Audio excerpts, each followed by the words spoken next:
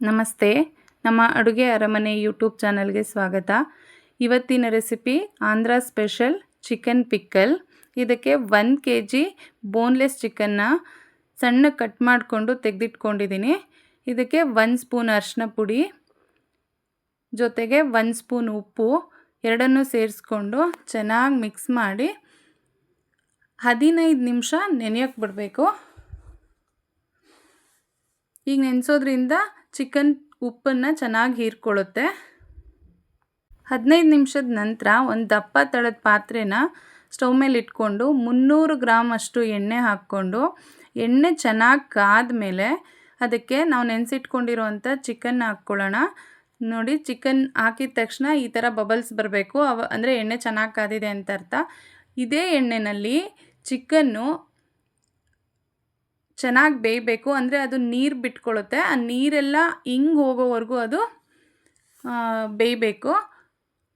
Chicken ಸ್ವಲ್ಪ ಅಂದರೆ ನಾವು ಎಷ್ಟು ಹಾಕಿರ್ತೀವೋ ಕ್ವಾಂಟಿಟಿ ಅದು ಕಡಿಮೆ ಆಗುತ್ತೆ ಅದರಲ್ಲಿ, ನಮ್ಗೆ ಆವಾಗ ಗೊತ್ತಾಗುತ್ತೆ ಇದು ಬೆಂದಿದೆ ಅಂತ ಹೇಳ್ಬಿಟ್ಟು. ನೋಡಿ, ಚಿಕನ್ ಬಣ್ಣ ಕೂಡ ಬದಲಾಯಿತು.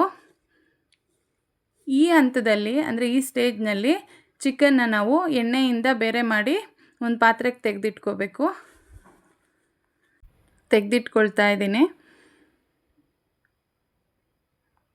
ಅದೇ ಎಣ್ಣೆಗೆ 4 ಸ್ಪೂನು ಜಿಂಜರ್ ಗಾರ್ಲಿಕ್ ಪೇಸ್ಟು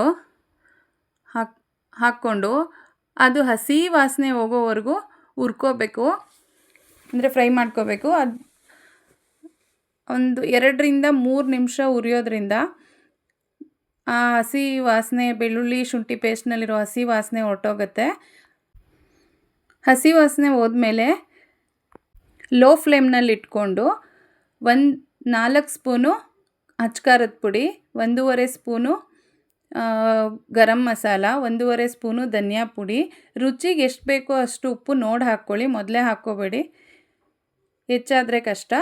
ಎಲ್ಲದನ್ನು ಲೋ ಫ್ಲೇಮಲ್ಲೇ ಚೆನ್ನಾಗಿ ಮಿಕ್ಸ್ ಮಾಡ್ಕೋಬೇಕು. ಮಿಕ್ಸ್ ಮಾಡಿಕೊಂಡು ಅದೆಲ್ಲ ಚೆನ್ನಾಗಿ ಮಿಕ್ಸ್ ಆದಮೇಲೆ ಪಕ್ಕಕ್ಕೆ ಇಟ್ಕೊಂಡಿರೋವಂಥ ಚಿಕನ್ನು ಕೂಡ ಅದಕ್ಕೆ ಸೇರಿಸ್ಕೊಂಡು ಚಿಕನ್ನ ಮಸಾಲೆ ಜೊತೆ ಚೆನ್ನಾಗಿ ಮಿಕ್ಸ್ ಮಾಡಿ ಒಂದು 2 ರಿಂದ 3 ನಿಮಿಷ ಲೋ ಫ್ಲೇಮ್ನಲ್ಲೇ, ಅಂದರೆ ಯಾವುದೇ ಲಿಡ್ನ ಕ್ಲೋಸ್ ಮಾಡದೆ ಓಪನ್ನಾಗೆ ಇಟ್ಕೊಂಡು ಅದನ್ನು ಬೇಯಿಸ್ಕೋಬೇಕು. ಬೇಯಿಸ್ಕೊಂಡಾಗ ಅದೇನಾಗುತ್ತೆ, ಎಣ್ಣೆ ಬಿಡೋಕ್ಕೆ ಶುರುವಾಗುತ್ತೆ. ನೋಡಿ, ಎಣ್ಣೆ ಬಿಟ್ಟಿದೆ.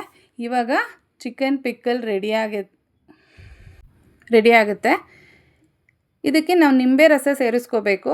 ಇದು ಸ್ವಲ್ಪ ತಣ್ಣಗಾಗಬೇಕು, ಅಂದರೆ ಸಂಪೂರ್ಣವಾಗಿ ತಣ್ಣಗಾಗಬೇಕು. ದಪ್ಪ ತಳತ್ರ ಇಟ್ಕೊಂಡಿರೋದ್ರಿಂದ ಸ್ವಲ್ಪ ಟೈಮ್ ತೊಗೊಳುತ್ತೆ ತಣ್ಣಗಾಗಿದೆ. ಈಗ ನಿಂಬೆಹಣ್ಣಿನ ರಸ ಸೇರಿಸ್ಕೊಂಬಿಟ್ಟು ಇನ್ನೊಂದು ಸರಿ ಚೆನ್ನಾಗಿ ಮಿಕ್ಸ್ ಮಾಡಿಕೊಂಡ್ರೆ ರುಚಿಯಾಗಿರುವಂಥ ಚಿಕನ್ ಪಿಕ್ಕಲ್ ರೆಡಿ.